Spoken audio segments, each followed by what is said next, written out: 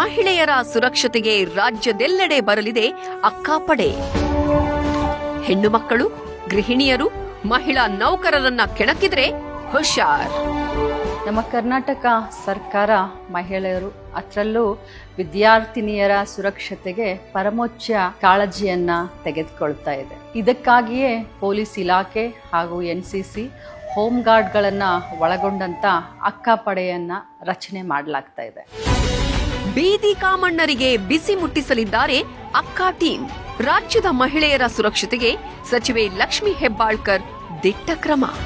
ಶಾಲಾ ಕಾಲೇಜುಗಳು, ವಿದ್ಯಾರ್ಥಿನಿಯರ ಹಾಸ್ಟೆಲ್ಗಳು, ದೇವಸ್ಥಾನ, ಗಾರ್ಡನ್ನು, ಶಾಪಿಂಗ್ ಕಾಂಪ್ಲೆಕ್ಸ್ಗಳು, ಚಲನಚಿತ್ರ ಥಿಯೇಟರ್ಗಳು, ಇನ್ನು ಅನೇಕ ಸಾರ್ವಜನಿಕ ಸ್ಥಳಗಳಲ್ಲಿ ಈ ಅಕ್ಕಾಪಡೆ ಗಸ್ತು ತಿರುಗಲಿದೆ.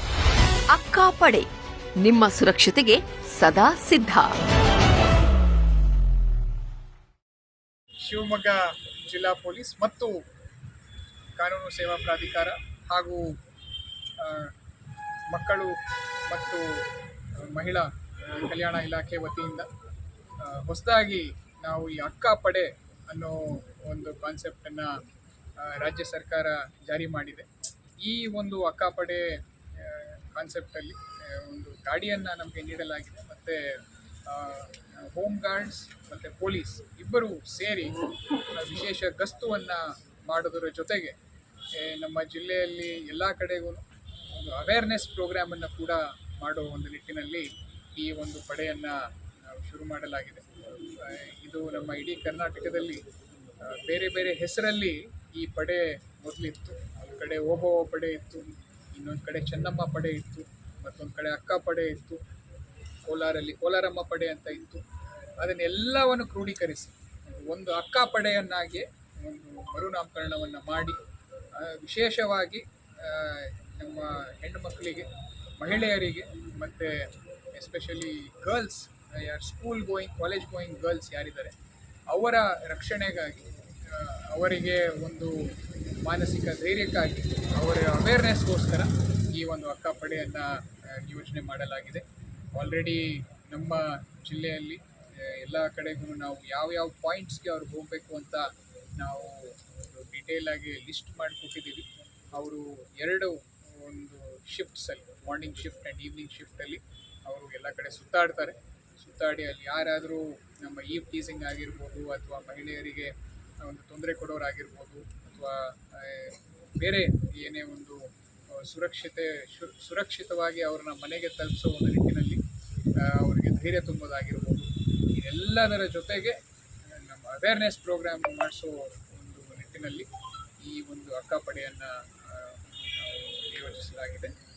ಈ ದಿನ ನಮಗೆ ಶಿವಮೊಗ್ಗ ಜಿಲ್ಲೆಗೆ ನೀಡಿರುವಂತಹ ಈ ಹೊಸ ಗಾಡಿಯನ್ನು ನಾವು ಮತ್ತು ನಮ್ಮ TLS ಸಾಹೇಬರು ಮತ್ತು DD women and child madam ಅವರು ಎಲ್ಲರೂ ಸೇರಿ ಇದನ್ನು ನಾವು ಚಾಲನೆಯನ್ನು ನೀಡಿದ್ದೀವಿ. ಈ ಒಂದು ಗಾಡಿ ವಿಶೇಷವಾಗಿದೆ. ನೀವು ಇತರೆ ಪೊಲೀಸ್ ಗಾಡಿಗಳಿಗಿನ್ನ ಬೇರೆ ಥರನೇ ಇದೆ. ಬರುವ ದಿನಗಳಲ್ಲಿ ಇದನ್ನು ನೀವು ಎಲ್ಲ ನಮ್ಮ ಎಸ್ಪೆಷಲಿ ಕಾಲೇಜಸ್, ಸ್ಕೂಲ್ಸ್ ಮುಂದೆನೇ ಹೆಚ್ಚು ನೋಡ್ತೀರಾ. ಅದ್ರ ಜೊತೆಗೆ ಈ ಜನಜಂಗುಳಿ ಪ್ರದೇಶಗಳು ಯಾವಿದಾವೆ ಅಲ್ಲೂ ಕೂಡ ಇದನ್ನು ನೀವು ಕಾಣ್ತೀರಾ. ನಮ್ಮ 112 ಏನಿದೆ ಮತ್ತು ನಮ್ಮ 1098 ಅಂತ ಏನು ಚೈಲ್ಡ್ ಹೆಲ್ಪ್ಲೈನ್ ಇದೆ, ಎಲ್ಲವಕ್ಕೂ ಒಂದು ಮಾಡೆಲ್ ಆಗಿ ನಾವು ಈ ಅಕ್ಕಾಪಡೆ ವೆಹಿಕಲನ್ನು ಕೂಡ ಯೂಸ್ ಮಾಡ್ತೀವಿ. ಏನಾದ್ರು ಸ್ಕೂಲು ಕಾಲೇಜ್ ಕಡೆ ಸಡನ್ನಾಗಿ ರಶ್ ಆಗಬೇಕು ಅಂದರೆ ನಾವು ಈ ಅಕ್ಕಾಪಡೆ ವೆಹಿಕಲಿಂದನೇ ನಾವು ರಶ್ ಮಾಡ್ತೀವಿ. ಇದರಲ್ಲಿ ವಿಶೇಷವಾಗಿ ಏನು ಅಂದರೆ ಎಲ್ಲ ಮಹಿಳಾ ಹೋಮ್ ಗಾರ್ಡ್ಸ್ ಮತ್ತು ಮಹಿಳಾ ಅಧಿಕಾರಿಗಳನ್ನೇ ಮತ್ತು ಮಹಿಳಾ PC-ಗಳನ್ನೇ, HC-ಗಳನ್ನೇ ನಾವು ನೇಮಕ ಮಾಡಿರ್ತೀವಿ. ಇದರಲ್ಲಿ ಹೆಚ್ಚು ಫ್ರೀಡಮ್ಮಿಂದ ಮಾತಾಡ್ಬೋದು ಅಂತ ಆ ಒಂದು ಮನಸ್ಥಿತಿಯಿಂದ ನಾವು ಕಾರ್ಯಕ್ರಮ ಶುರು ಮಾಡ್ತೀವಿ. ಸರ್, ಜಿಲ್ಲೆಗೆ ಇದು ಒಂದೇನಾ, ತಾಲೂಕು ಇನ್ನೂ ವಿಸ್ತರಣೆ ಆಗುತ್ತೆ ಸರ್? ಸದ್ಯಕ್ಕೆ ಇದು ಒಂದೇ ನಮಗೆ ಕೊಟ್ಟಿರೋದು ಇಡೀ ಜಿಲ್ಲೆಗೆ. ಸೊ ನಾವು ಇದನ್ನು ಮೇಯ್ನ್ಲಿ ಸಿಟಿ ಏರಿಯಾಗಳಲ್ಲಿ ಇದನ್ನು ನಾವು ಪ್ರಯೋಗ ಮಾಡ್ತೀವಿ. ತದನಂತರದಲ್ಲೂ ಈ ಬರುವ ದಿನಗಳಲ್ಲೂ ಇನ್ನೂ ಹೆಚ್ಚು ತಾಲೂಕು ಮಟ್ಟದಲ್ಲೂ ಕೂಡ ಆಗುತ್ತೆ ಅಂತ ಮಾನ್ಯ ಸಚಿವರು ಕೂಡ ಹೇಳಿದ್ದಾರೆ, ಗೃಹ ಸಚಿವರು ಕೂಡ ಹೇಳಿದ್ದಾರೆ. ಬರೋ ದಿನಗಳಲ್ಲಿ ಅದಕ್ಕೆ ಎಕ್ಸ್ಟೆಂಡ್ ಆಗ್ತದೆ. ಪರ್ಟಿಕ್ಯುಲರ್ ಈ ವೆಹಿಕಲ್ ಕಮ್ಯುನಿಕೇಷನ್ ಹೇಗೆ? ಇಲ್ಲ, ನಮ್ಮ 112 ಏನಿದೆ ಅಲ್ಲ, 112 same thing will be directed to them. ಅದರಲ್ಲದೆ ನಾವೇನೇ ಅವರಿಗೆ ಒಂದು ಸೆಟ್ ಆಫ್ ಜಾಗಗಳು ಕೊಟ್ಟಿರ್ತೀವಿ. ಸೊ ಅದನ್ನು ನಮ್ಮ ಕಂಟ್ರೋಲ್ ಮುಖಾಂತರ ನಾವು ಅದನ್ನು ಮಾತಾಡ್ತೀವಿ. Okay, thank you.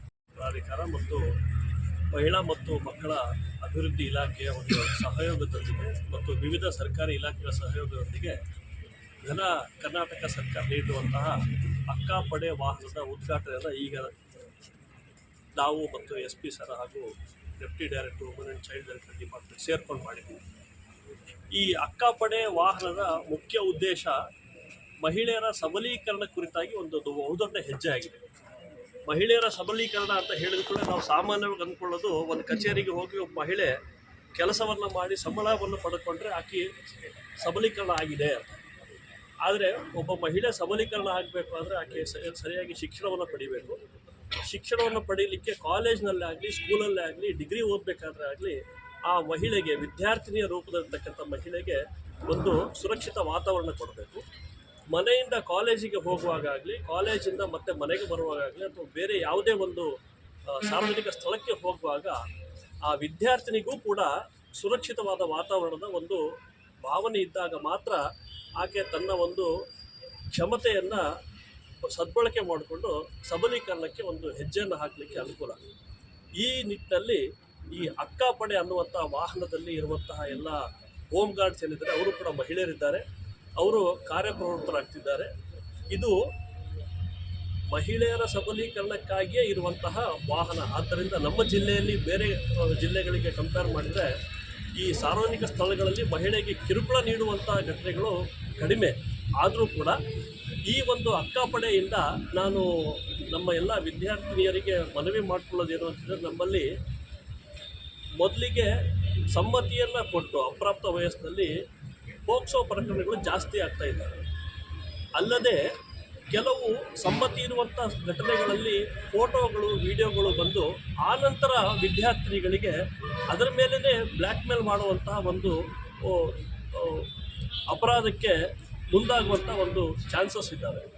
ಅಂಥ ಒಂದು ಘಟನೆಗೆ ಕಡಿವಾಣ ಹಾಕೋದಕ್ಕೆ ಈ ಅಕ್ಕಾಪಡೆ ಬಹಳ ಸಹಕಾರಿಯಾಗುತ್ತೆ.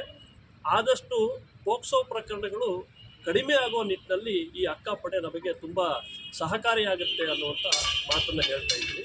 ವಿದ್ಯಾರ್ಥಿನಿಯರು ಈಗ ಎಲ್ರಿಗೂ ನಾವು ಕೊಡುವಂತಹ ತುರ್ತು ಪರಿಸ್ಥಿತಿಯಲ್ಲಿ ಸಿಗುವಂತಹ ಸಂಖ್ಯೆ 112 ಇದನ್ನು ಮಂದಟ್ಟು ಮಾಡಿಕೊಳ್ಬೇಕು. ಅವರು ಎಲ್ಲಿ ಇದ್ದಾರೆ, ಏನು ತೊಂದರೆ ಅನುಭವಿಸ್ತಾ ಇದ್ದಾರೆ ಅನ್ನೋದನ್ನ ಸಂಕ್ಷಿಪ್ತವಾಗಿ ಅದು ಹೇಳುವಂಥ ಒಂದು ಧೈರ್ಯವನ್ನು ಮಾಡಬೇಕು. ಸಾಮಾನ್ಯವಾಗಿ ಮಹಿಳೆಯರು ತಾವು ಅನುಭವಿಸುವ ತೊಂದರೆಯನ್ನು ಹೇಳಿಕೊಂಡ್ರೆ ಎಲ್ಲಿ ನನ್ನ ಬಗ್ಗೆ ಜನರು ಅರ್ಥ ಮಾಡಿಕೊಂಡು ನನ್ನ ಒಂದು ಮರ್ಯಾದೆ ಹೋಗುತ್ತೆ ಅನ್ನುವಂಥ ಅಂಜಿಕೆಯಲ್ಲಿ ಜೀವನ ಮಾಡ್ತಾರೆ. ಆದರೆ ಈ ಅಕ್ಕಾಪಡೆ ಏನು ಕಾರ್ಯನಿರ್ವಹಿಸ್ತಾ ಇದೆ, 112 ಸಂಖ್ಯೆಗೆ ಸಂಬಂಧಪಟ್ಟ ಕರೆ ಆಗಿರ್ಬೋದು, ಈಗ ನಮ್ಮ SP ಸರ್ ಹೇಳಿದಾಗೆ 1098 ಸಂಖ್ಯೆಗೆ ಸಂಬಂಧಪಟ್ಟ ವಿವರ ಆಗಿರ್ಬೋದು, ಕರೆ ಮಾಡಿದವ್ರದ್ದು ಮತ್ತು ವಿಷಯ ಹಾಗೂ ಯಾರ ಮೇಲೆ ಆಪಾದನೆ ಮಾಡಲಾಗಿದೆ ಅನ್ನೋದ್ರ ಬಗ್ಗೆ ಯಾರಿಗೂ ವಿವರವನ್ನು ಕೊಡಲಿಕ್ಕಾಗಲ್ಲ. ಇದು ಗೌಪ್ಯವಾಗಿ ಇರ್ತದೆ. ಹಾಗಾಗಿ ಯಾರಾದರೂ ಇಂಥ ತೊಂದರೆಗೆ ಒಳಗಾದರೆ ಅದು ಬ್ಲ್ಯಾಕ್ ಮೇಲಿಂಗ್ ಆಗಿರ್ಬೋದು, ಈವ್ ಟೀಸಿಂಗ್ ಆಗಿರ್ಬೋದು, ಸ್ಟಾಕಿಂಗ್ ಅಂದರೆ ಬೆನ್ನತ್ತಿ ಹಿಂಬಾಲತ್ತಿ ಹೋಗುವಂಥದ್ದಾಗಿರ್ಬೋದು, ಇಂಥದ್ದು ಯಾವುದೇ ಚಟುವಟಿಕೆ ಇದ್ದರೂ ಕೂಡ ಯಾವುದೇ ಹಿಂಜರಿಕೆ ಇಲ್ಲದೆ ಅವರು ಮಾಹಿತಿಯನ್ನು ಕೊಟ್ಟರೆ ಯಾರು ಕರೆಯನ್ನು ಮಾಡಿರ್ತಾರೆ ಅಥವಾ ಯಾರು ಪರವಾಗಿ ಕರೆ ಮಾಡಿರ್ತಾರೆ ಅಂತ ನೊಂದ ವ್ಯಕ್ತಿಯ ವಿವರಗಳನ್ನು ಯಾರಿಗೂ ಹಂಚಲಾಗುವುದಿಲ್ಲ.